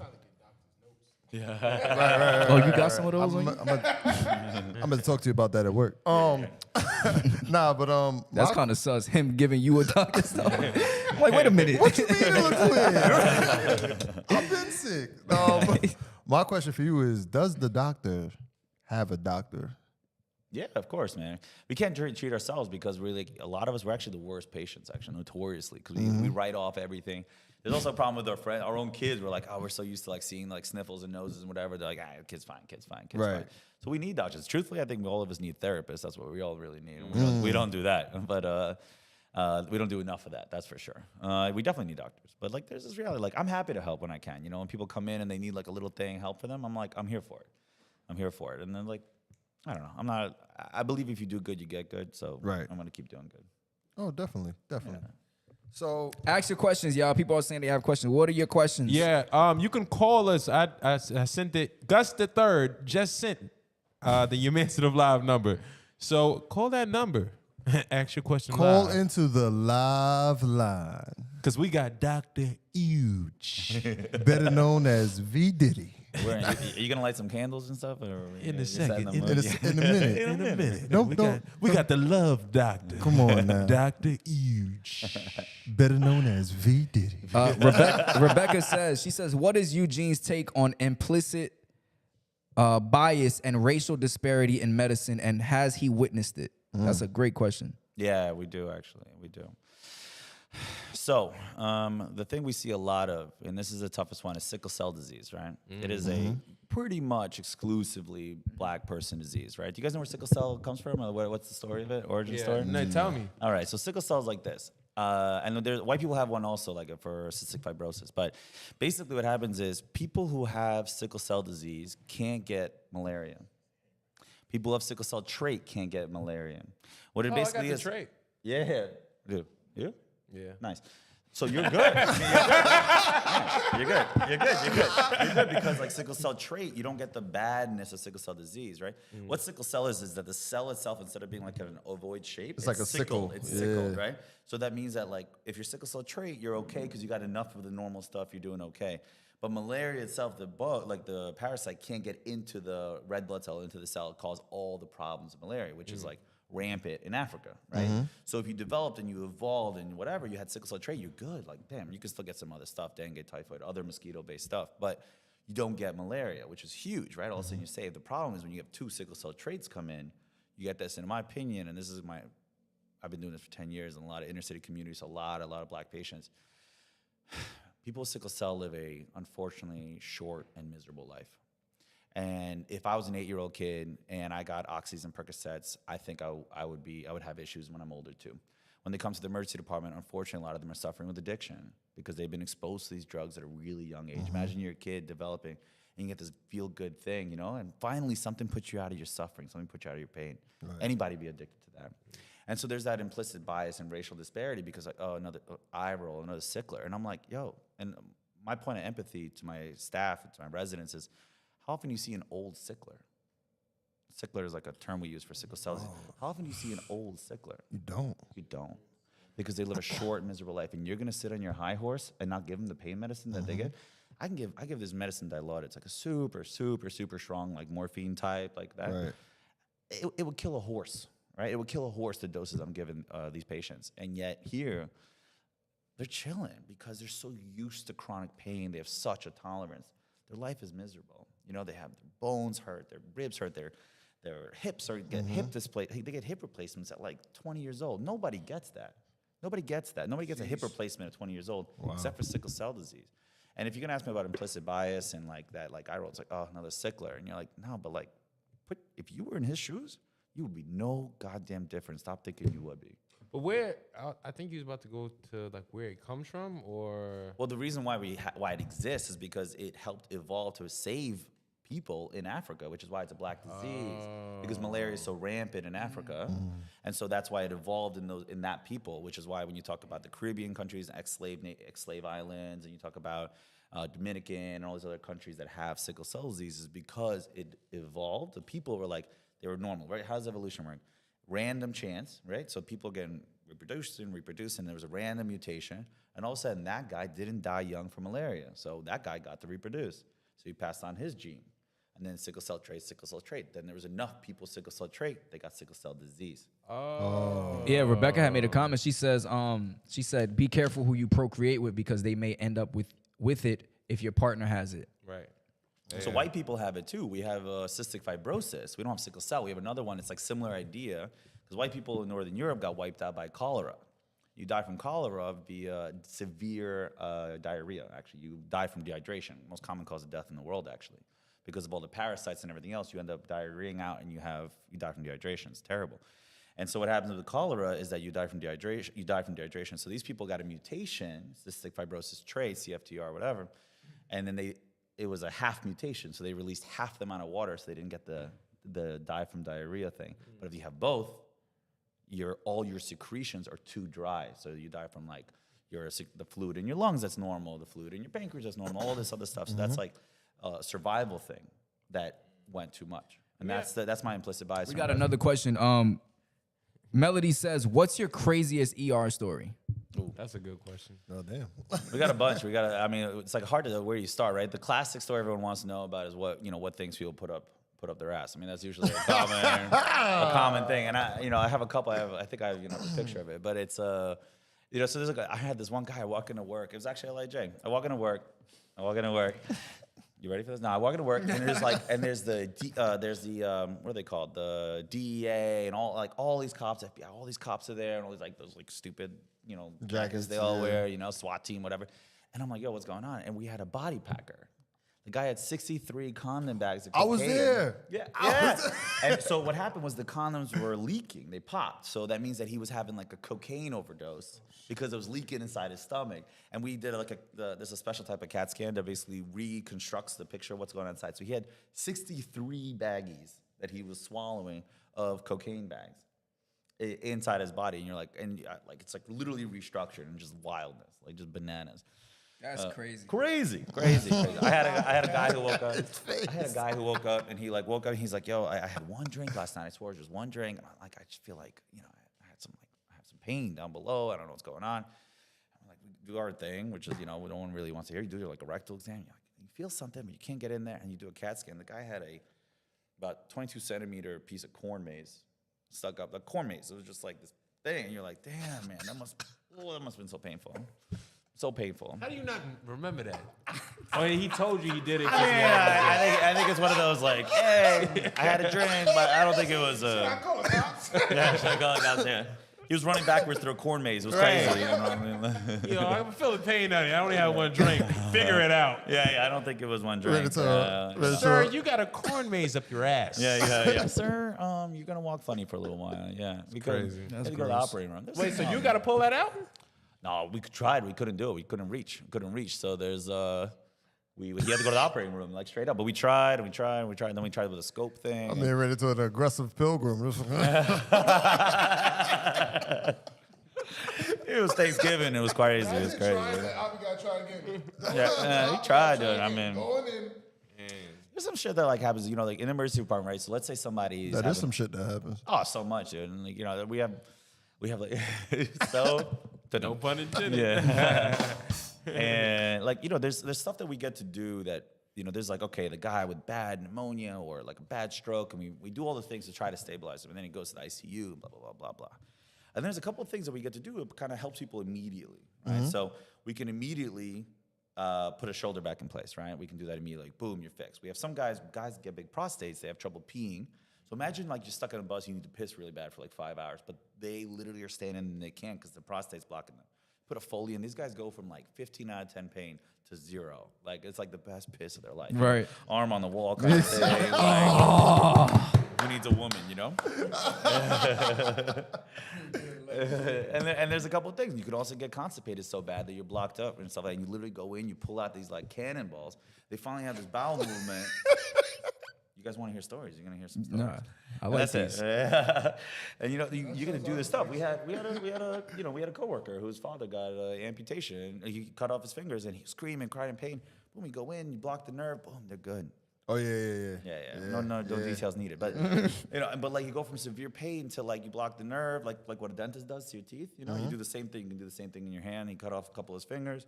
Boom, boom, boom. A minute later, he's like, you know, and that's Did he get worth it. reattached? Or? Unfortunately, no. I before we go, I wanted to ask him this question because I just remembered it. How do you feel about AI? You know how it's coming along so fast. How do you feel about it being in the medical field? And are you using anything AI related now? Not yet. I played around with ChatGPT yet. Like obviously I played around like, you know, we call it differential diagnosis, like a list of possible things when people come in for problems. And so I say differential diagnosis for, you know, right upper quadrant pain on the right upper side. And it gives you a solid good list. And it's like, hey, what test should I order and stuff like that. That's good. And it has utility. And like, it's going to blow radiology through the roof. It's going to blow like pathology, like the ones who are trying to diagnose the cancer under the microscopes. But I've also seen the robots that they use, you know, they're trying to integrate the AI, and that thing is all clunky and weird. So that's my job security, is that I need my hands for my job. Right. So AI is not going to be useful in that. There's a thing called the Da Vinci machine, but the surgeon has to be in the room next to it. But it's basically like a robot that you don't put any actual hands on the patient and stuff like that. But it's not AI yet. Right, but it will be. But there's going to be a supervision. I think I'm excited by knowledge. I'm excited by information. So you don't have any like type of not fears, but the fact that AI is coming and it could take over that aspect of people's jobs, like to where it can start to do surgery by itself. You know, I say this. We say this a lot about the difference between a physician and like a mechanic, right? There's like a joke and says, "Oh, a doctor goes into a mechanic shop and he says, and the mechanic says to him, hey, you know, I go in, I take the engine out, I fix it up, and I fix up the car. Like, what's the difference between me and you?" And the surgeon says, you know, turn the car on, right? Do that when the car is actually running. And we say that in medicine too, that the body doesn't read a textbook. Right? People are born in all types of ways, man. You can have something called sinus inversus, where your heart and your chest is literally inverse, right? That's like a real, just normal thing. People don't even know they have it. People don't have organs they were born with. Like, there's some weird stuff that happens, and there's a very hard pattern to it. And so I think the variety of humanity is what's going to give a little bit of security for a while. But all I also know is at the same time, look how many communities in America don't have enough physicians. Don't have enough nurses, don't have enough staff. So if you're going to tell me that this tool allows me to extend my reach and help more people and lets me do quality care in the middle of America or in South America, Africa, wherever, because they don't have like what we have, awesome, let's do it. That's dope. I didn't think of it like that. Yeah. I don't believe in ever obstructing future progress. It is what it is, man. We got the Industrial Revolution to get rid of guys making shoes, and now we got a lot of those guys. You ever seen iRobot, man? Yeah, iRobot's scary. Yeah, so I read the book. Mood change. The book was probably crazy. Isaac Asimov, man, he's one of my favorite sci-fi authors. He's a crazy man. But before we close. Oh, so I just wanted to say this last thing. So how did I forget that fast? It's the ganja. Awkward shake. That was awkward. Doc, help him out, Doc. Take your time, brother. Take your time. So basically, like, you feel that the human interaction is very necessary in the healthcare field. Let me put it this way, right? Like, this is actually a very thing that's happening right now. So under some federal law, patients have access to all their medical records immediately. Like, so when you write things like patient stating nauseous, vomiting, but eating Cheetos, right? Like, there's like you're painting a picture, right? But let's say, for example, they have access to all their labs on their portals, on their phone, and all that stuff, right? So what happens is sometimes I'll be like taking care of patients. I have sick people, and some labs come back for a patient, and they come back to the guy. And so he comes back, and I'm like, oh, your blood work is okay. They're like, oh, I saw it on the portal, right? But what else is happening is Friday, 10 p.m. at night, the biopsy result comes back, right? That's a metastatic cancer or whatever it might be, right? And so some mother, some father, some brother somewhere, some son, like, is sitting at home, and all of a sudden they get this news when it says like metastatic, stage 4, whatever, and they have no one to talk to, no one to reach, no one to answer any of the questions. To me, that's horrifying stuff. We have to do that responsibly. All right, your lab results. How many times, your blood work is okay? Like, this one is 12 is normal. It says 12.2. What does that mean? You're like, this is like the Google of healthcare, but to a next level. And so people should have access to their information. It's theirs. It's always theirs. But it has to be done responsibly. It has to be done like, hey, there's a result. We made an appointment for you Monday morning. We'll discuss it. Yes, you're going to be nervous, but you're not going to have the breakdowns, the meltdowns with no communication and no bridges. And that's the privilege of our job is that I get to tell people good news, and that's awesome, right? It's like, hey, your CAT scan's negative. You don't have to go to surgery today. Cool. Hey, your baby's okay, right? I get the ultrasound. Your baby's okay. The heartbeat's all right. I know you had some pain, but we're all right. That's good. And I think that is, when you think about the rawness of life, that's what we see in the healthcare. That's what we see in the hospital. And so there's a privilege of rawness that I get to talk to people. I get to sit down with them and say, listen, this looks bad.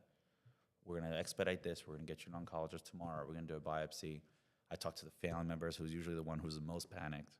We talk about support groups for them, right? Like, nobody talks about the caretakers, right? Nobody cares about.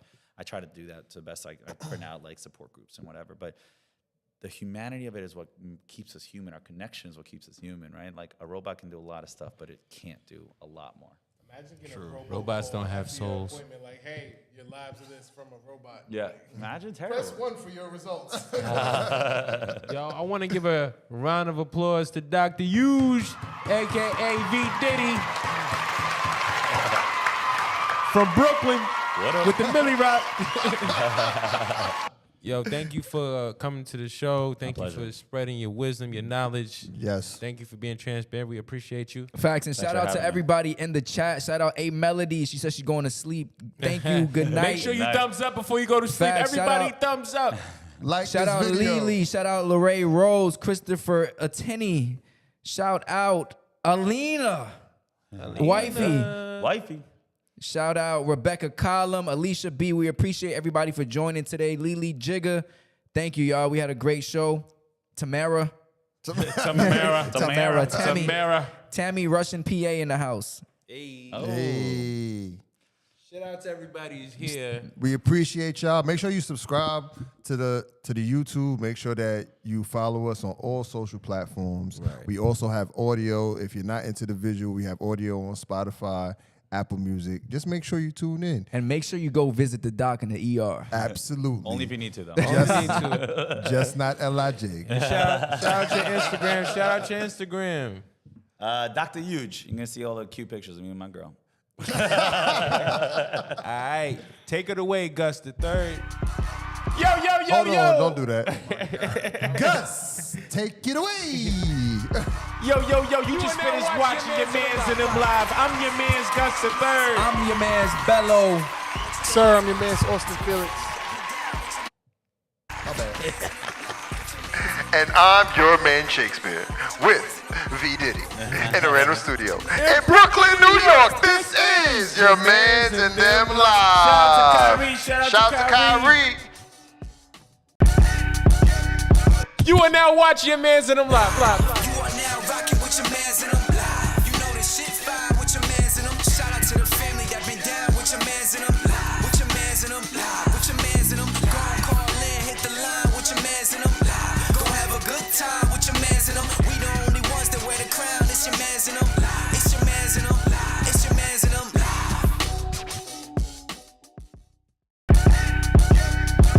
are now watching your mans in them live. You are now rocking with your mans in them live. You know this shit fire with your mans in them. Shout out to the family that been down with your mans in them live. With your mans in them live. With your mans in them. Go and call in, hit the line with your mans in them live. Go have a good time with your mans in them. We the only ones that wear the crown. It's your mans in them live. It's your mans in them live. It's your mans in them live. You are now watching your mans in them live. You are now rocking with your mans in them live. You know this shit fire with your mans in them. Shout out to the family that been down with your mans in them live. With your mans in them live. With your mans in them. Go and call in, hit the line with your mans in them live. Go have a good time with your mans in them. We the only ones that wear the crown. It's your mans in them live. It's your mans in them live. It's your mans in them live. You are now watching your mans in them live. You are now rocking with your mans in them live. You know this shit fire with your mans in them. Shout out to the family that been down with your mans in them live. With your mans in them live. With your mans in them. Go and call in, hit the line with your mans in them live. Go have a good time with your mans in them. We the only ones that wear the crown. It's your mans in them live. It's your mans in them live. It's your mans in them live. You are now watching your mans in them live. You are now rocking with your mans in them live. You know this shit fire with your mans in them. Shout out to the family that been down with your mans in them live. With your mans in them live. With your mans in them. Go and call in, hit the line with your mans in them live. Go have a good time with your mans in them. We the only ones that wear the crown. It's your mans in them live. It's your mans in them live. It's your mans in them live. You are now watching your mans in them live. You are now rocking with your mans in them live. You know this shit fire with your mans in them. Shout out to the family that been down with your mans in them live. With your mans in them live. With your mans in them. Go and call in, hit the line with your mans in them live. Go have a good time with your mans in them. We the only ones that wear the crown. It's your mans in them live. It's your mans in them live. It's your mans in them live. You are now watching your mans in them live. You are now rocking with your mans in them live. You know this shit fire with your mans in them. Shout out to the family that been down with your mans in them live. With your mans in them live. With your mans in them. Go and call in, hit the line with your mans in them live. Go have a good time with your mans in them. We the only ones that wear the crown. It's your mans in them live. It's your mans in them live. It's your mans in them live. You are now watching your mans in them live.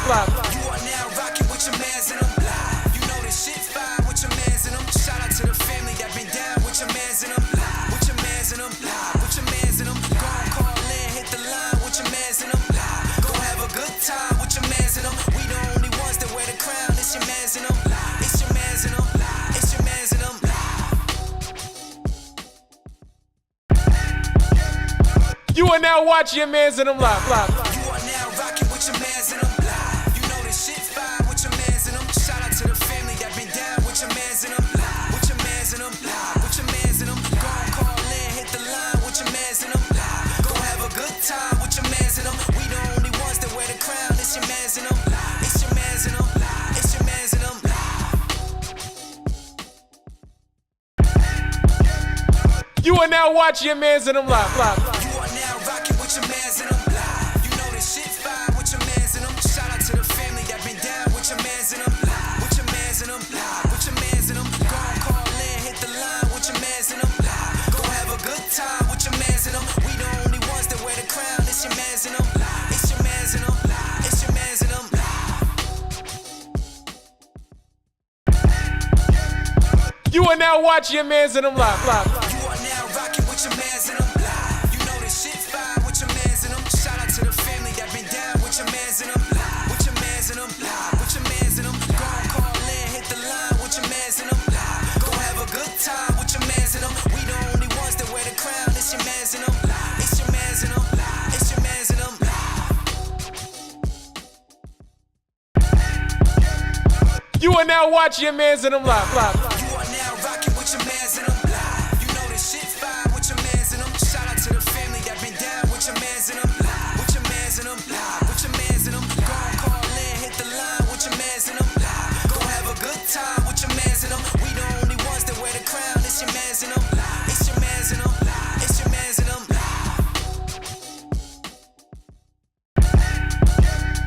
You are now watching Yah Mans and them live. You are now rocking with your mans in them. You know this shit fire with your mans in them. Shout out to the family that been down with your mans in them. With your mans in them. With your mans in them. Go and call in, hit the line with your mans in them. Go have a good time with your mans in them. We the only ones that wear the crown. It's your mans in them. It's your mans in them. It's your mans in them.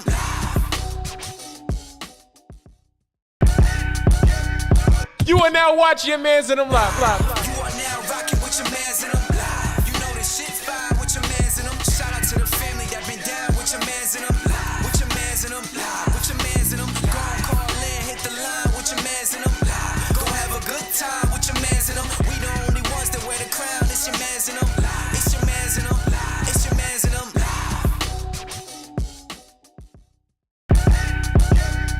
You are now watching Yah Mans and them live. You are now rocking with your mans in them.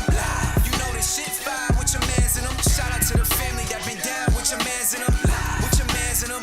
With your mans in them. Go and call in, hit the line with your mans in them. Go have a good time with your mans in them. We the only ones that wear the crown. It's your mans in them. It's your mans in them. It's your mans in them.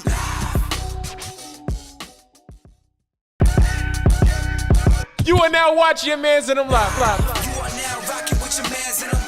You know this shit fire with your mans in them. Shout out to the family that been down with your mans in them. With your mans in them. With your mans in them. Go and call in, hit the line with your mans in them. Go have a good time with your mans in them. We the only ones that wear the crown. It's your mans in them. It's your mans in them. It's your mans in them.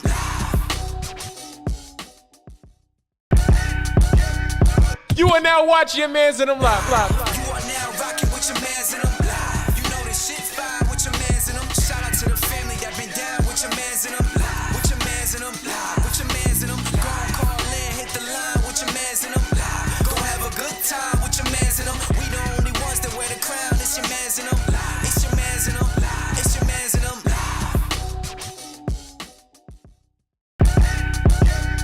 You are now watching Yah Mans and them live. You are now rocking with your mans in them. You know this shit fire with your mans in them. Shout out to the family that been down with your mans in them. With your mans in them. With your mans in them. Go and call in, hit the line with your mans in them. Go have a good time with your mans in them. We the only ones that wear the crown. It's your mans in them. It's your mans in them. It's your mans in them.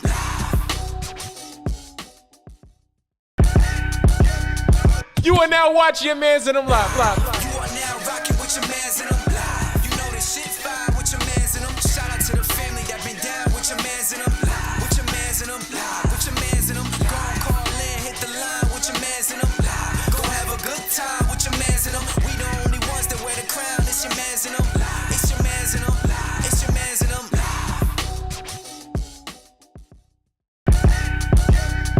You are now watching Yah Mans and them live. You are now rocking with your mans in them. You know this shit fire with your mans in them. Shout out to the family that been down with your mans in them. With your mans in them.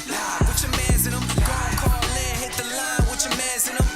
Go have a good time with your mans in them. We the only ones that wear the crown. It's your mans in them. It's your mans in them. It's your mans in them.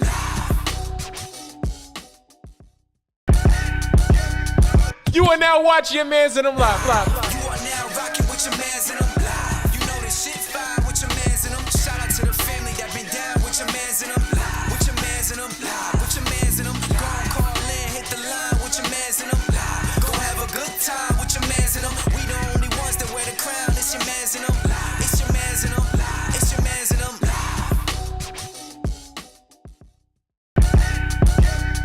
You are now watching Yah Mans and them live. You are now rocking with your mans in them. You know this shit fire with your mans in them. Shout out to the family that been down with your mans in them. With your mans in them. With your mans in them. Go and call in, hit the line with your mans in them. Go have a good time with your mans in them. We the only ones that wear the crown. It's your mans in them. It's your mans in them. It's your mans in them.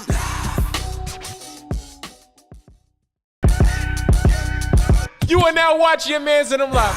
You are now rocking with your mans in them. You know this shit fire with your mans in them. Shout out to the family that been down with your mans in them. With your mans in them. With your mans in them. Go and call in, hit the line with your mans in them. Go have a good time with your mans in them. We the only ones that wear the crown. It's your mans in them. It's your mans in them. It's your mans in them.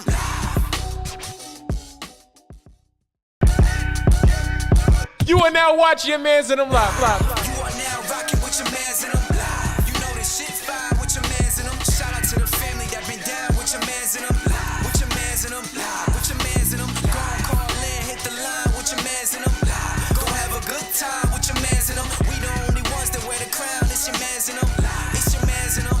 It's your mans in them.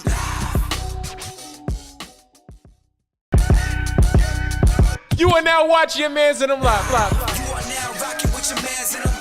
You know this shit fire with your mans in them. Shout out to the family that been down with your mans in them. With your mans in them. With your mans in them. Go and call in, hit the line with your mans in them.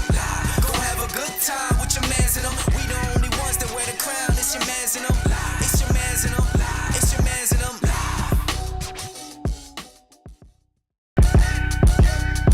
You are now watching your mans in them live. You are now rocking with your mans in them. You know this shit fire with your mans in them. Shout out to the family that been down with your mans in them. With your mans in them. With your mans in them. Go and call in, hit the line with your mans in them. Go have a good time with your mans in them. We the only ones that wear the crown. It's your mans in them. It's your mans in them. It's your mans in them.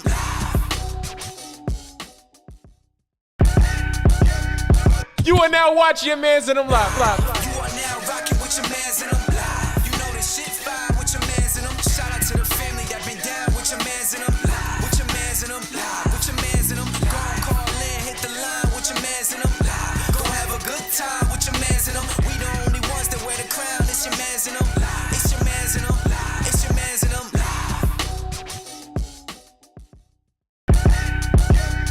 You are now watching your mans in them live. You are now rocking with your mans in them. You know this shit fire with your mans in them. Shout out to the family that been down with your mans in them. With your mans in them. With your mans in them. Go and call in, hit the line with your mans in them. Go have a good time with your mans in them. We the only ones that wear the crown. It's your mans in them. It's your mans in them. It's your mans in them.